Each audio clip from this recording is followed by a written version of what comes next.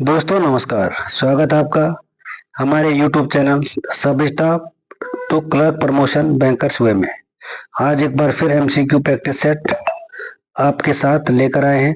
आज आपको कुछ क्वेश्चन मिलेंगे चेक के और मैक्सिमम आपको चेक और एंडोर्समेंट के क्वेश्चन देखने को मिलेंगे और उम्मीद करता हूं कि आप अपनी तैयारी अच्छे से कर रहे होंगे। लगातार आप पीछे वाला रिवीजन कर रहे होंगे, जितनी फुल फॉर्म आप लोगों को लिखवा रखी है उसकी आप तैयारी कर रहे होंगे। आज थोड़ा सेशन लंबा हो जाएगा क्योंकि चेक को भी डिफाइन किया मैंने नीचे कि बियरर चेक क्या है, क्रॉस चेक क्या है, ओपन चेक क्या है और ड्राई क्या होता है, पेई क्या होता है और ड्रॉअर क्या होता है। तो ये चीजें आपने वीडियो को अंत तक देखनी है ताकि आपको अच्छे से समझ आ सके। और अगर आपको हमारा सेशन अच्छा लग रहा है या अच्छा लगता है तो इसको लाइक शेयर और सब्सक्राइब जरूर करें ताकि आने वाली जितनी भी क्लासें हैं आपको सबसे पहले मिल सके। तो मैं शुरू करता हूं आज का सेशन। आज का जो सबसे पहला क्वेश्चन है वो है which of the most secure way of payment through cheque. Cheque के माध्यम से भुगतान का सबसे सुरक्षित तरीका क्या है। पहला ऑप्शन है बियरर चेक। बियरर चेक एक नॉर्मल चेक की तरह ही चेक होता है, ठीक है। बियरर चेक कुछ नहीं, नाम है उसका बियरर चेक, तो उस पर लिख दिया है नॉर्मल चेक, सेल्फ करके लिख दिया है, वो नॉर्मल चेक होता है, उसमें कोई दिक्कत वाली बात नहीं है। दूसरा है open check.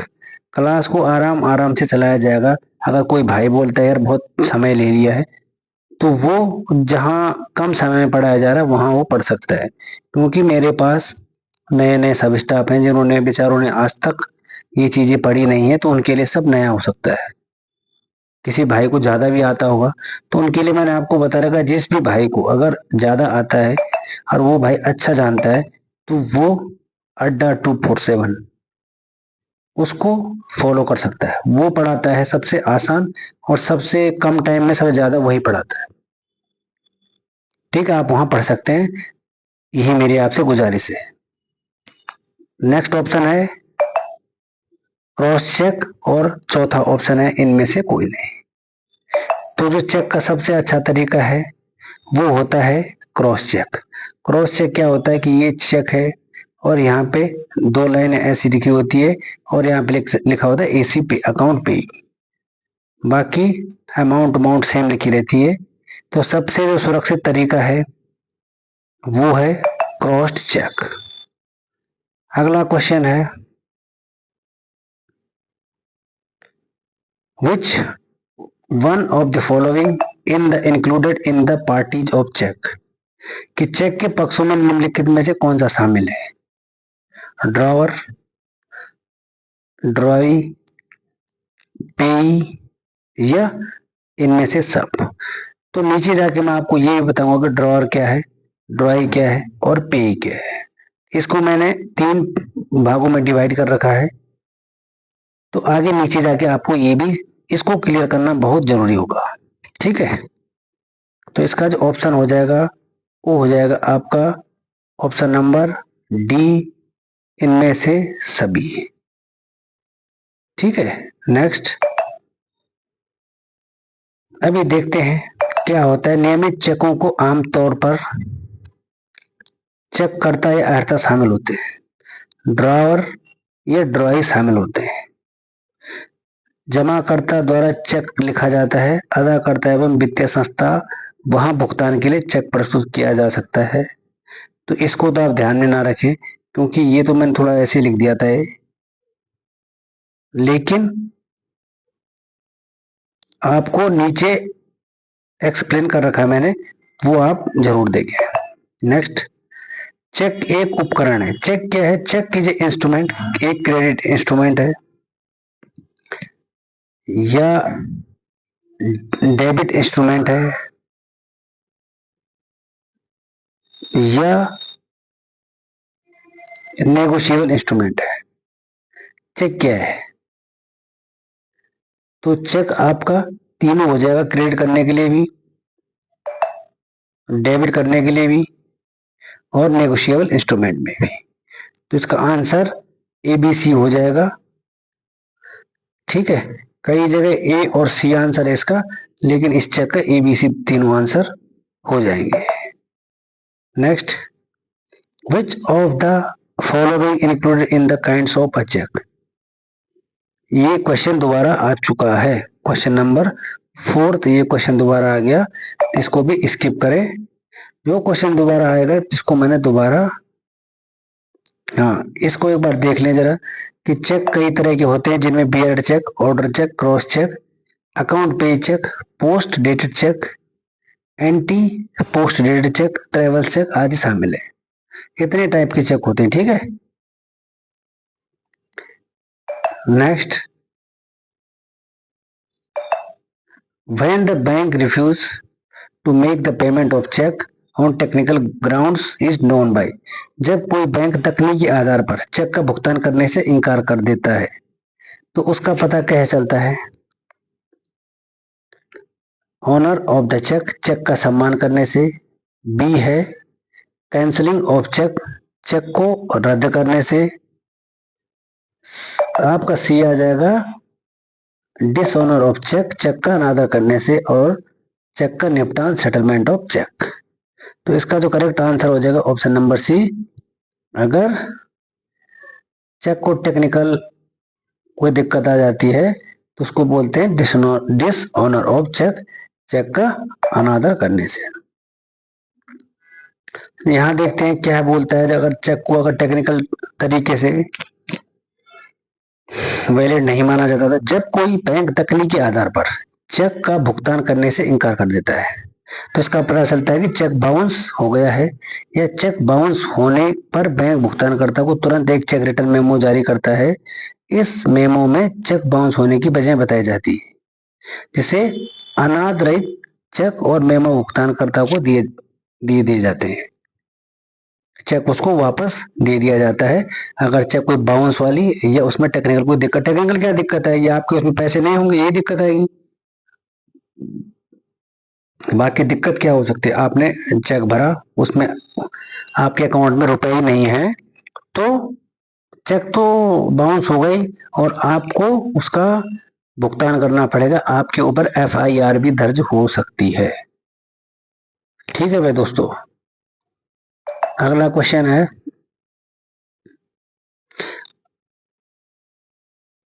A cheque which is torn into pieces is known by। कि चेक की कौन सा टुकड़ा अगर टुकड़ों में बटा हुआ है तो इसका पता कैसे चलता है। अगर चेक का कोई टुकड़ा, अगर उसके टुकड़े हो रखे हैं तो उसका पता कैसे चलता है। स्टेल चेक, ये भी मैं आपको बताऊंगा। आउटडेटेड चेक की मतलब जिसकी डेट निकल गई हो। एक्सपायर चेक कि जो 3 महीने से ज्यादा पुराना हो। और नेक्स्ट ऑप्शन है पोस्ट डेटेड चेक। इसका पता लगता है कि आपका जो पोस्ट डेटेड चेक है वो टुकड़ों में बटा, टोन इनटू पीसेस में है, तो उसका पता लगता है पोस्ट डेटेड चेक है। Option number D.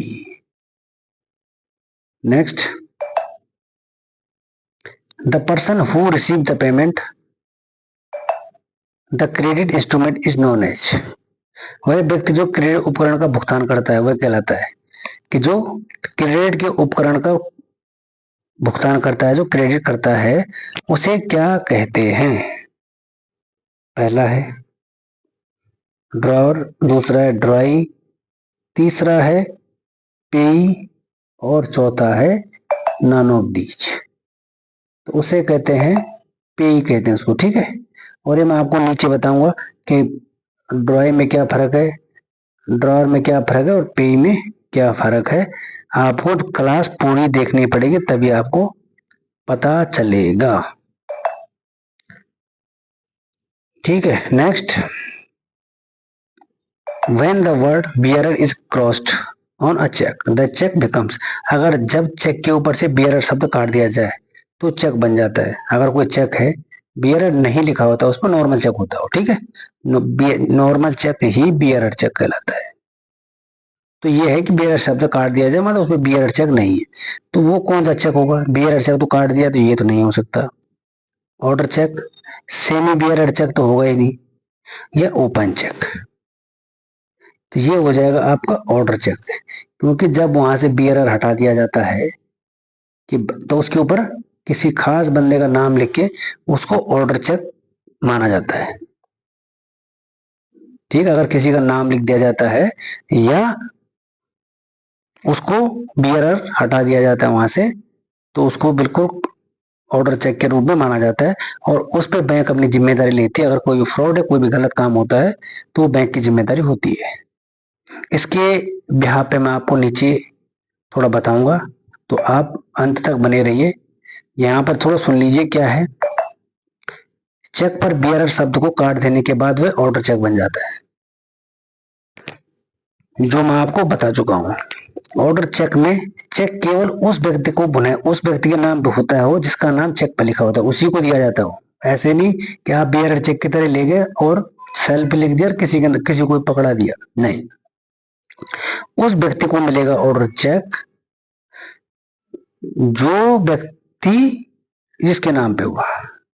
और चेक पर अगर बियरर शब्द को हटाने के बाद बैंक को यह निश्चित करना है कि चेक का जो बियरर है वही व्यक्ति हो जिसका नाम उसमें लिखा हुआ है। ऑर्डर चेक होने के बाद जब ऑर्डर चेक उस पर हो जाता है, लिखा जाता है जिसके नाम पे है, तो उसी बंदे को वो चेक दिया जाता है। उसके अलावा और उसको और किसी बंदे को ये चेक नहीं दे सकते हैं order cheque. Next, a cheque is return with a future date is known by. अगर किसी डेट पे चेक पे अगर भविष्य की डेट लिखी है, यानी आज है 15 तारीख और चेक पे अगर 20 तारीख की डेट लिखी है, तो उसे क्या चेक माना जाएगा? Stale cheque, outdated cheque, expiry cheque, या option number D post dated cheque. तो उसे माना जाता है पोस्ट डेटेड चेक, जिसपे भविष्य की तारीख। एक होता है प्री, प्री मीन्स होता है पहला और पोस्ट मीन्स होता है बाद का। तो उस पे उसको पोस्ट डेटेड चेक कहा जाता है, जिसपे भविष्य की तारीख लिखी होती है। थोड़ा एक्सप्लेन करने की कोशिश करता हूं आपको। भविष्य की तारीख के साथ लिखे गए चेक को पोस्ट डेटेड चेक कहते हैं। यह एक क्रॉस्ड या अकाउंट्स पे चेक होता है। क्रॉस पे होता है, अकाउंट पे होता है। यहाँ पर क्रॉस लिखा होता है जैसे चेक होता है और यहाँ पर लिखा होता है अकाउंट पे। पोस्ट डेटेड चेक जारी होने की तारीख से 3 महीने तक ये वैध होता है। ठीक है, उसे कहते हैं post dated check. Next, endorsement signifies that the. Endorsement को कैसे सिग्निफाइज किया जाता है, कि कैसे पता लगता है कि इंडोर्समेंट है? पहला है endorsement has got a good title of instrument. Endorsement एक अच्छा शीर्षक है। दूसरा, endorsement signature is genuine. Endorsement के असली हस्ताक्षर हैं। नेक्स्ट, पिछले प्रीवियस इंडोर्समेंट ओरिजिनल, जो पिछला जो इंडोर्समेंट था वो वास्तविक था। और इसमें डी है ऑल ऑफ द अबव। तो ये जो तीनों यहाँ पर सेंटेंस है वो इंडोर्समेंट को शो करते हैं कि हस्ताक्षर इंडोर्समेंट के असली होने चाहिए। नेक्स्ट, जो पिछला उसका वो इंडोर्समेंट है वो जेन्युइन है। और उसका जो टाइटल है, उसका जो नाम है, यहाँ पे शीर्षक लिख दिया मैंने,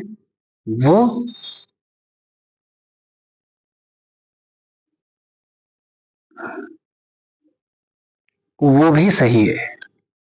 तो इसका ऑप्शन हो जाएगा ऑप्शन नंबर डी, इसका राइट आंसर हो जाएगा। ठीक है। Next, an endorsement in which endorser is not liable in case of dishonour is known as. एक जो एंडोर्समेंट है उसके अपमान की स्थिति में अगर कोई एंडोर्समेंट करता है जो उसका उत्तरदायी नहीं है, तो उसे क्या कहा जाता है? ठीक है, उसको अगर डिसऑनर किया जाता है तो उसको क्या कहा जाता है, उसको उसको ब्लैंक इंडोर्समेंट कहा जाता है कि रिक्त पृष्ठांकन कहा जाता है उसको। पहला ऑप्शन है। दूसरा ऑप्शन है, उसको क्या फुल इंडोर्समेंट कहा जाता है। नेक्स्ट, तीसरा रेस्ट्रिक्टिव इंडोर्समेंट कहा जाता है। और चौथा है साइंस रिसोर्स इंडोर्समेंट कहा जाता है। तो उसको कहा जाता है साइंस रिसोर्स इंडोर्समेंट, उसको कहा जाता है ऑप्शन नंबर डी। अगला क्वेश्चन है, a condition guarantee of transfer of negotiable instrument is known by. किसी प्रकार में नेगोशिएबल इंस्ट्रूमेंट को कहते हैं, ठीक है, प्रकार में लिखित के हस्तांतरण के सशर्त गारंटी को निम्न द्वारा जाना जाता है। किसके द्वारा जाना जाता है उस गारंटी को। पहला ऑप्शन है bank endorsement, full endorsement, restricted endorsement और चौथा सन्स इंस्टॉलमेंट। तो इसको जाना जाता है जो रेस्ट्रिक्टिव इंडोर्समेंट के नाम से उसको जाना जाता है। इस क्वेश्चन का आंसर है ऑप्शन नंबर सी, कि अगर कोई भी नेगोशिएबल इंस्ट्रूमेंट है उसकी अगर गारंटी ली जाती है तो उसको किस नाम से जाना जाता है, उसको कहते हैं restrictive endorsement. Next, dash is an electronic method of fund transfer from one account to another account. एक खाते के दूसरे खाते में फंड ट्रांसफर करने का एक कौन सा इलेक्ट्रॉनिक तरीका है। Special banking, channel banking, electronic clearing system ECS. यहां पर एक फुल फॉर्म आती है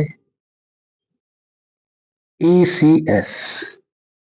ठीक है, ये है इलेक्ट्रॉनिक क्लियर करने का एक तरीका, फंड को ट्रांसफर करने का। एक आता है ईसीएस की फुल फॉर्म क्या होती है, तो होती है इलेक्ट्रॉनिक क्लियरिंग सिस्टम।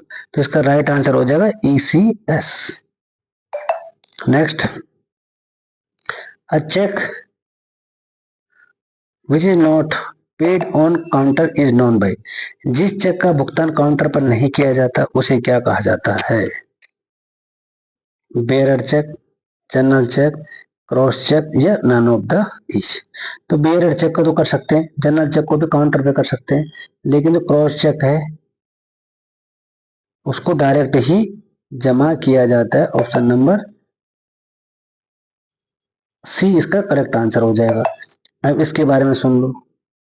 जिस चेक का भुगतान काउंटर पर नहीं किया जाता उसे रेखांकित चेक या क्रॉस चेक कहते हैं। रेखांकित चेक को बैंक खाते में जमा किया जाता है।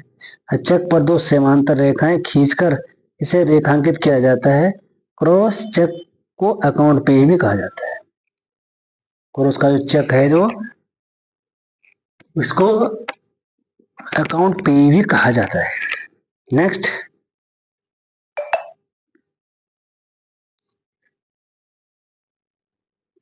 when in between the two transverse parallel lines that words that CO is written across the face of the check is called। जब दो अनुप्रस्थ समांतर रेखाएं के बीच में एंड शब्द और कुछ चेक के ऊपर लिखा जाता है तो उसे क्या कहते हैं। जनरल क्रॉसिंग, स्पेशल क्रॉसिंग या रेस्ट्रिक्टिव क्रॉसिंग या इनमें से कोई नहीं। तो ये जो दो समांतर अनुप्रस्थ रेखाएं होती है वो जो खींची जाती है उसको क्या कहते हैं, कौन सी क्रॉसिंग कहते हैं, ये आपने हमारे को कमेंट बॉक्स में जरूर बताना है। ये वाला क्वेश्चन आपके लिए हो जाएगा आज का। ठीक है भाई दोस्तों, अब चलते हैं आगे। अब जो मैंने आपको ऊपर छोड़ा था कि चेक क्या, कौन कौन सा चेक होता है। एक तो मैंने बोला था स्टेल चेक होता है, बोला था ना ऊपर एक स्टेल चेक होता है। स्टेल चेक होता है क्या, वो सुनो। जब भी कोई व्यक्ति चेक की अवधि समाप्त होने के बाद उसे भुगतान के लिए बैंक को सौंपता है तो उसका भुगतान नहीं करता, एक्सपायर हो चुके चेक को स्टेल चेक कहते हैं। जैसे मान लिया जाए आपकी डेट थी 15 तारीख की आज की, ठीक है, और उसकी डेट चली गई। जब उसकी डेट चली जाती है तो आप उसको बैंक में ले जाओगे तो बैंक में जमा नहीं होता, क्योंकि उसकी डेट एक्सपायर हो चुकी है। तो उस चेक को कहते हैं स्टेल चेक। ठीक है भाई साथियों, अब देखो मैं आपको स्टेल चेक दिखाता हूँ क्या बोलते हैं। अगर अगर आपको यहाँ पे दिख रहा होगा, मैंने जूम कर दिया इसको, ये लिखा है स्टेल चेक कि in India if a cheque is not presented of the bank within 3 months from the date return on the cheque, उस चेक को स्टेल चेक कहते हैं। अगर 3 महीने के बाद आप चेक को बैंक में ले गए और वो तो नहीं चलेगा क्योंकि उसकी वैलिडिटी 90 दिन है, तो उस चेक को आप स्टेल चेक कहेंगे। ये आ जाएगा आपके पेपर में कि स्टेल चेक किसे कहते हैं, तो उसी को स्टेल चेक कहते हैं। ठीक है भाई साथियों, नेक्स्ट अब आ जाओ बेयरर चेक पे। बेयरर चेक क्या होता है, क्योंकि बेयरर चेक बार बार आ रहा था तो मैं बोला आपको नीचे बताऊंगा बेयरर चेक क्या है। चेक पास करते समय चेक को एंडोर्स करने की जरूरत नहीं होती, मतलब उसको कुछ करने को नॉर्मल चेक होता है बेयरर चेक। बैंक को बेयरर चेक इनकेस करते समय सामने वाले की पहचान की कोई जरूरत नहीं। अगर आप चेक लेके जाओगे, उस पर लिखा होगा सेल्फ इन अकाउंट, और अगर आप पकड़ा दोगे तो ये नहीं पूछेगा कि ये कौन है। लेकिन जैसे आप ऑर्डर चेक के लिए जाते हो तो आपकी पूरी इंक्वायरी करता हो और पूरी आपसे डिटेल लेता है, तब जाके ही आपका चेक को क्लियर होता है। बेयरर चेक इनकेस करते समय सामने वाले की पहचान के लिए कोई जरूरत नहीं होती। बैंक में पैसे पाने के लिए भुगतानकर्ता को बेयरर चेक के पीछे हस्ताक्षर करने होते हैं, बस। नेक्स्ट अब आ जाता है क्रॉस चेक। क्रॉस चेक क्या बोलता है, जिस चेक पर दो समांतर रेखाएं खींची जाती है उसे क्रॉस चेक कहते हैं। आज मैंने आपको क्वेश्चन भी पूछा है ऊपर कि दो जिस पे समांतर रेखाएं खींची जाती है, वही वाला पूछा मैंने, उसे क्या कहते हैं। इन रेखाओं को चेक के ऊपरी बाएं कोने पर पूरे चेक पर खींचा जा सकता है। क्रॉस चेक से जुड़ी कुछ क्या खास बातें लिखी है मैंने, वो आप देखो।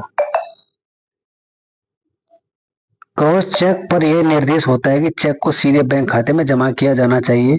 क्रॉस चेक से यह सुनिश्चित होता है कि चेक की रकम केवल चेक पर लिखे जाने वाले नाम व्यक्ति को ही मिलेगी, जिसका नाम लिखा है उसी व्यक्ति को वो रकम मिलेगी।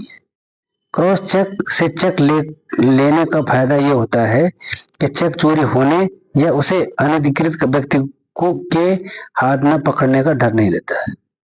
उसको ये नहीं होता कि मेरे चेक को क्या होगा, कोई और चोरी कर लेगा, उसकी कोई टेंशन नहीं होती उसको। ठीक है, इसे कहते हैं क्रॉस चेक।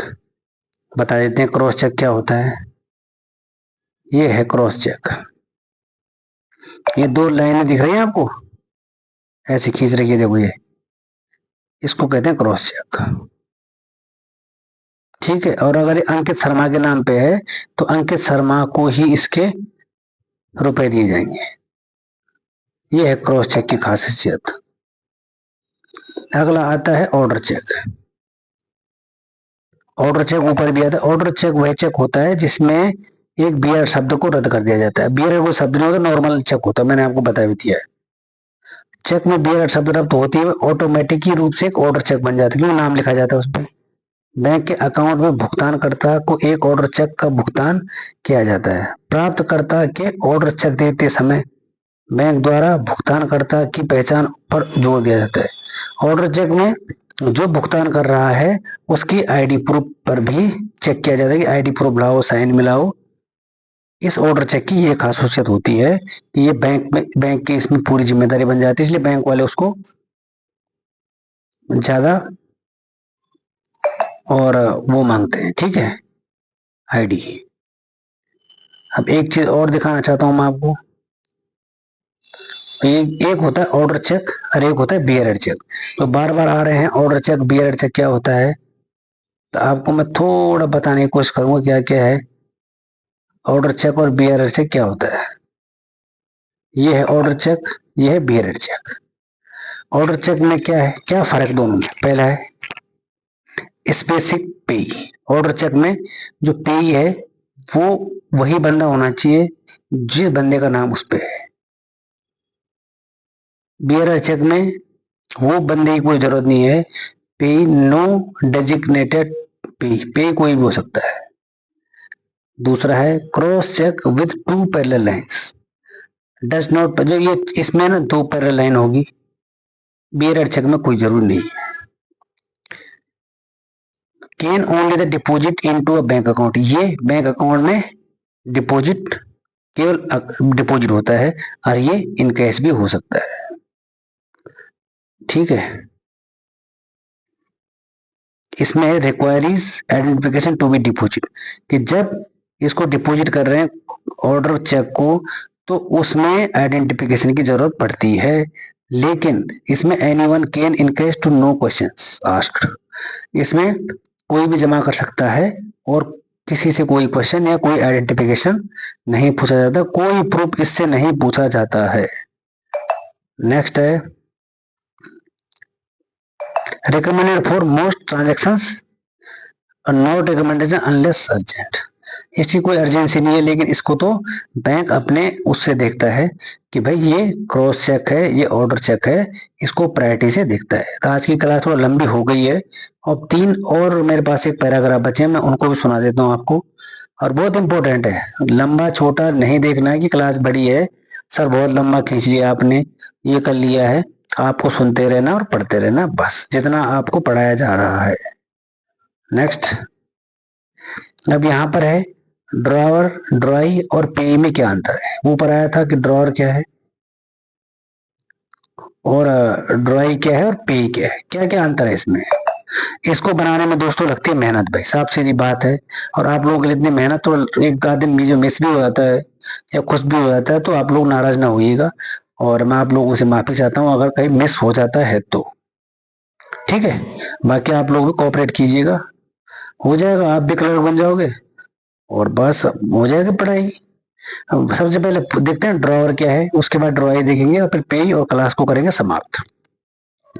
चेक लिखने वाला व्यक्ति ड्रॉवर कहलाता है, जो चेक को लिख रहा है ना उसको कहते हैं ड्रॉवर, और वह चेक पर हस्ताक्षर करता है और बैंक को किसी को पैसे देने का आदेश देता है, कि जो चेक पे साइन करता है ना उसे कहते हैं ड्रॉवर। बस तुमने ये इतना ध्यान देना है, जो चेक पे साइन कर रहा है उसे ड्रॉवर कहते हैं, उसे कहते हैं ड्रॉवर। ठीक है भाई। नेक्स्ट, अब आता है ड्रॉई। ड्रॉई किसे कहते हैं, चेक पर लिखा जाने वाला बैंक, उसका बैंक का ड्रॉई कहलाता है। ये चेक है, आपने किस बैंक में वो चेक दिया है, वो बैंक कहलाएगा ड्रॉई। आपने जिस बैंक को चेक दिया है, जो तो साइन कर रहा है चेक पे वो तो हो गया ड्रॉवर, और जो जिस बैंक को आपने चेक दिया है उसे कहते हैं ड्रॉई। और ड्रॉई को चेक पर लिखी गई रकम भुगतान करने का निर्देश दिया जाता है, कि हम बैंक को निर्देश देते हैं कि वो फलाने को 40,000 रुपए देने हैं, तो बैंक क्या हो जाएगा, ड्रॉवी। अब आ जाता है पे, अब बचता है एक ही चेक में। अब पे क्या होता है देखो, पहले चेक में लिखी गई रकम पाने वाला व्यक्ति पे कहलाता है। पहले आता है ड्रॉवर जो साइन करता है चेक में, दूसरा आता है ड्रॉई जो बैंक होता है, और तीसरा आता है पेई जिसको प्राप्त होता है, जो पीता है चेक को, उसे कहा जाता है पेई। चेक में लिखी गई रकम पाने वाले व्यक्ति को पेई कहते हैं, और पेई को चेक में लिखी गई रकम का भुगतान किया जाता है। पेई स्वयं या कोई और व्यक्ति भी हो सकता है, पे तो कोई भी हो सकता है ना, कोई से अगर आपने किसी दूसरे व्यक्ति को चेक दिया तो वो पे ही हो सकता है। ठीक है भाई। और मैंने वैसे आपके लिए नीचे भी लिखा था कि यहाँ पर मैंने डिफ्रेंशिएट किया था उसको, कि ड्रॉवर, ड्रॉई और पे, तो ये सेम बातें हैं ऊपर वाली, ये मैंने थोड़ा आपको एक कॉलम में और रो में बना के दे दिया था, बाकी बात यहाँ पर सेम है कि ड्रॉवर क्या है, ड्रॉई क्या है, पे क्या है।